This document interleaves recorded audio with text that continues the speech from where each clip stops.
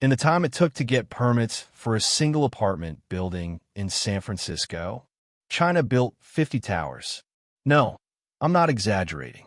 And by the end of this video, you'll see why this speed race nobody actually won. But here's the twist you didn't see coming. In 2025, those same towers are now rotting, unfinished. And America's slowness might have been the smartest strategy all along. This isn't CGI. This isn't sped up. In 2015, Chinese construction crews completed a 57-story skyscraper in just 19 working days. 19 days. Meanwhile, in New York, a developer spent 3 years just arguing over parking space requirements. Another 2 years on shadow impact studies. And then the project got canceled anyway. But here's what nobody's talking about in 2025. That speed created a $60 trillion time bomb. And it just went off. Let me paint you a picture. It's 2011. China is consuming more cement in 3 years than America did in the entire 20th century. Let me say that again for the people in the back. 3 years versus 100 years. That's not a typo. That's not propaganda. That's data from material scientists studying global supply chains. But why this insane pace? China was moving 250 million people from farms to cities. That's like relocating the entire population of Indonesia, Pakistan, and Bangladesh combined in just 2 decades. They needed housing. They needed offices. They needed shopping malls. They needed it all yesterday. So they created a system that treats buildings like Lego sets on steroids. Modular, prefabricated, stackable. And for a while, it worked like magic. But I'm about to show you the 3 mind-blowing techniques they used that would be literally illegal in America, and why one of them just caused the largest financial collapse since 2008. Technique number 1, the prefab factory system. While American contractors are measuring 2x4s on site in the rain, Chinese factories are manufacturing entire building sections in climate-controlled warehouses. I'm not talking about just walls. I'm talking about bathrooms with toilets, sinks, and tiles already installed. Entire apartments with electrical wiring complete. Staircases with railings welded on. Hotel rooms with beds already built in. Visual, crane stacking modules. They ship these modules to the construction site on trucks and stack them like Minecraft blocks with a crane. One factory in Changsha, run by Broad Sustainable Building, produces enough building materials for a skyscraper every single week. Visual, American inspector with clipboard. The same week, an American contractor is waiting for the city inspector to show up and approve their window frame measurements. This is the company that built that 57-story tower, the Mini Sky City, in 19 days back in 2015. Visual, canceled Sky City 1 rendering. They even announced plans to build the world's tallest building, 838 meters, in just 90 days. But here's the kicker. The Chinese government canceled it. For safety concerns. Remember that. We'll come back to it. Retention hook, but the speed didn't stop there. In fact, technique number 2 is even more extreme. Technique number 2, the 24/7 construction machine. Visual, night construction footage with massive floodlights. Chinese construction sites never sleep. Ever. 3 shifts. Round the clock. While American workers clock out at 5 p.m. and go home to dinner, Chinese sites are lighting up like sports stadiums and running through the night. U.S. 8-hour shifts, 5 days/week China. 24-hour cycles, 7 days/week. When American labor unions fought for the 8-hour workday and weekends off, China said, "Cool, we'll just hire 3 times the workers and rotate them." And here's the dirty secret behind it all. Local governments want this speed. In China, a mayor's promotion doesn't depend on election results. It depends on one thing: GDP growth numbers. More buildings equals higher GDP equals better performance review equals promotion to a bigger city. This created an incentive structure that's basically build anything, build everything, build now. And it led to something absolutely bizarre. Entire cities with zero residents. Office towers with no companies. Shopping malls with no stores. By 2024, officials estimated China had built enough vacant housing to shelter 3 billion people. Their entire population is 1.4 billion. They built for a population that doesn't exist. They manufactured concrete storage units for investment money. But I'm getting ahead of myself. Let's talk about technique number 3. Technique number 3, the government fast pass. Here's where it gets really wild. In San Francisco, getting a building permit takes 18 to 24 months. Sometimes longer if someone complains. In China, 2 weeks. Sometimes 2 days. San Francisco, 627 days, average. Shanghai, 14 days average. How is this possible? Simple. In China, the government owns all the land. The government wants economic growth. The government is the approval process. There's no environmental impact studies, or they're rubber-stamped. Neighborhood consultation meetings. Historic preservation committees. Independent safety reviews. Property rights disputes. One meeting. One stamp. Build. But this speed got so completely out of hand that in 2021, the Chinese government actually banned new skyscrapers over 500 meters. They realized their own fast pass system was creating death traps. Buildings going up so fast that foundations weren't settling. Steel wasn't properly welded. Concrete wasn't fully cured. The Ferrari of construction was overheating. Now let's talk about America. Because it's not that American builders are lazy or incompetent. It's that they're trapped in bureaucratic quicksand. To build a 40-story tower in New York City, you need approval from Environmental Impact Report, 8 months. Zoning Variance Hearing, 6 months.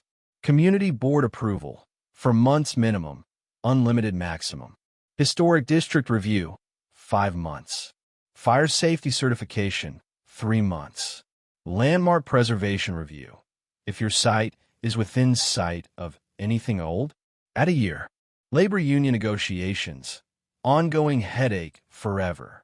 And God forbid a neighbor complains about shadows on their rooftop garden, wind patterns affecting their afternoon tea, or the building blocking their view of a tree. Each complaint can add months of legal battles. One luxury condo project in Brooklyn spent 11 months just debating the color of the exterior bricks. 11 months. On brick color. Let me give you a real example. 432 Park Avenue in Manhattan. One of the tallest residential buildings in the Western Hemisphere. 1,500 feet tall. 85 stories. Engineering marvel. From initial proposal to completion, 8 years. China's timeline. Could build it 3 times U.S. timeline. Still arguing about the lobby design. The Chinese could have built it, torn it down, and built it again with improvements in that same time frame.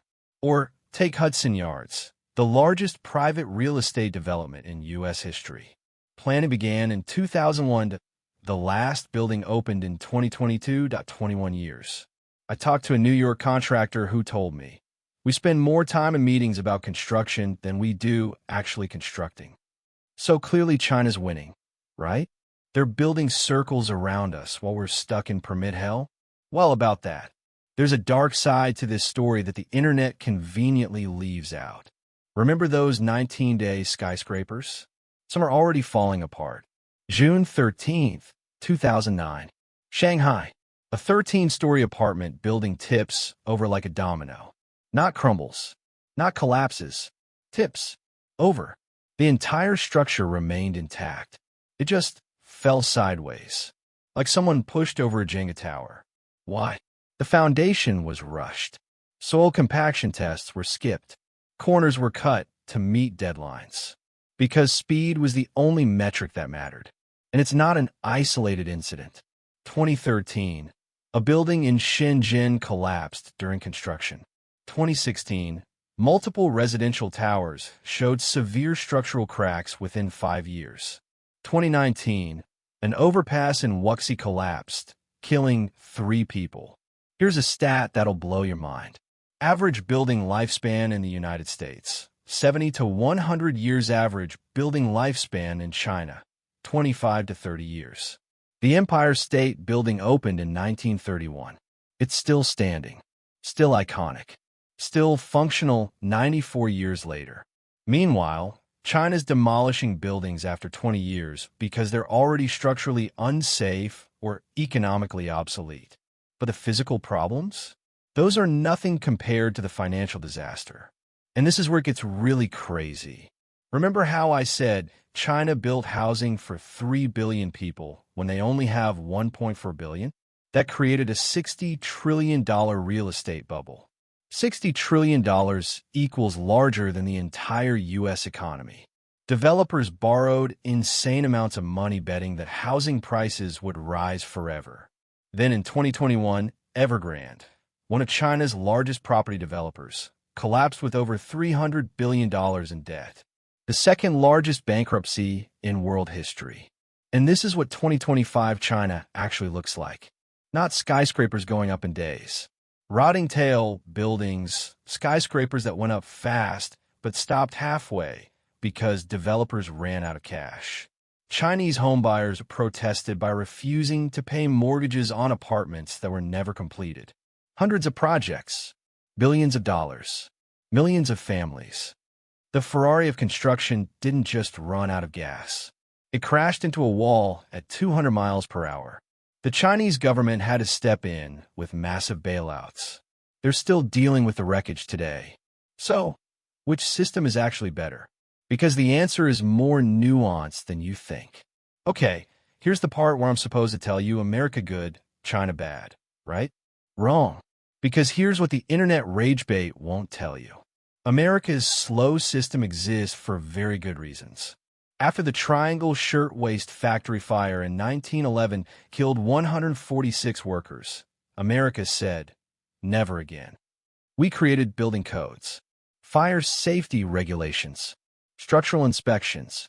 After the Loma Prieta earthquake in 1989, California rewrote seismic safety codes.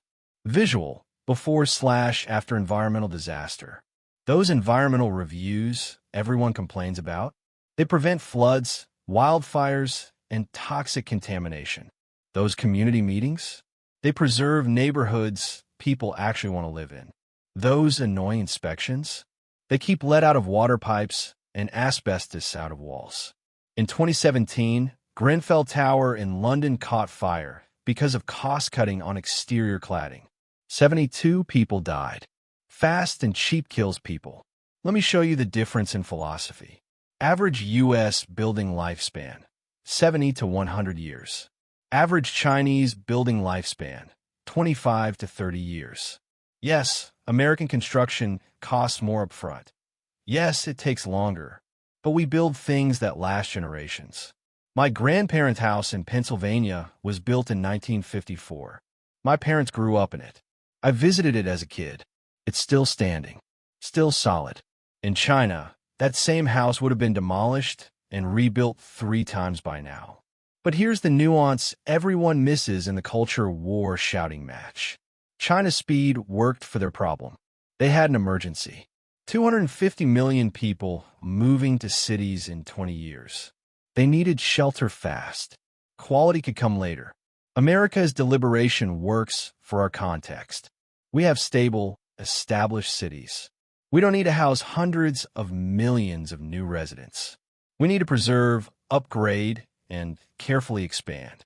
We're comparing apples and authoritarian oranges. One system optimized for speed during a crisis, the other optimized for longevity in a stable democracy. But what if I told you? We don't have to choose. The future isn't China's way or America's way. It's a hybrid, and it's already being built. New York City is experimenting with prefab modules, but with full structural inspections of the factory and on-site. California passed Senate Bill 9 and Senate Bill 10, streamlining permits for certain projects while keeping environmental reviews. Singapore builds high-rises in months, not years, but maintains strict quality standards and does independent safety audits. They're proving you can have both. But here's the real game changer for 2025 and beyond. AI-driven permitting. Right now, a human inspector reviews architectural plans manually, checking thousands of building codes, fire regulations, zoning laws, accessibility requirements. That takes 8 to 12 months. Cities like Phoenix, Miami, and Austin are testing AI systems that scan architectural blueprints instantly. Checking fire codes? 8 minutes, not 8 months. Zoning compliance? Instant algorithmic verification. Structural calculations? Real-time engineering validation. And here's the key. The AI doesn't replace human judgment. It handles the tedious checklist stuff, so human inspectors can focus on complex judgment calls. This creates the American safety standard at Chinese speed. That's the holy grail. And then there's advanced manufacturing. A company in Austin, Texas print a house in 48 hours for $10,000. Japanese companies are using robots to lay bricks 3 times faster than humans with 0 errors. Augmented reality glasses let electricians see wiring diagrams overlaid on walls in real time. The technology exists to build faster, cheaper, and safer. We just need political will to adopt it. Because the real bottleneck isn't technology. It's bureaucracy designed in 1960 that hasn't been updated.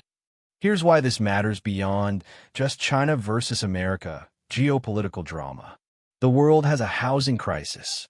1.6 billion people lack adequate housing worldwide. In America, we're short 4 million homes. In Britain, young people can't afford to buy until their 40s. In Australia, housing costs consume 60% of income for renters. And we need to solve this while also dealing with climate change. Traditional construction produces 11% of global carbon emissions. We need to build faster to meet demand, cheaper to ensure affordability, safer to protect residents, greener to save the planet. That seems impossible, but it's not. The countries and cities that figure out how to combine China's modular efficiency, America's safety standards, Singapore's streamlined permitting, Scandinavia's environmental tech, AI's processing speed, those will build the cities of tomorrow. And honestly, I think we're closer than people realize. So let's come back to where we started. Can China build skyscrapers in days while America takes years? They could. Past tense. That era is over. The bill came due. Should we copy them? Hell no. But should we learn from them? Absolutely. Because the real question was never speed versus safety. It's, can we build a system that doesn't force us to choose?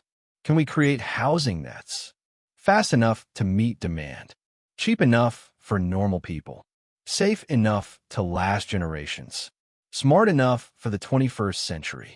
The answer is yes. We have the technology, that we have the know-how, we just need to stop treating construction like it's still 1960. The countries that figure this out won't just build better buildings. They'll build the future itself.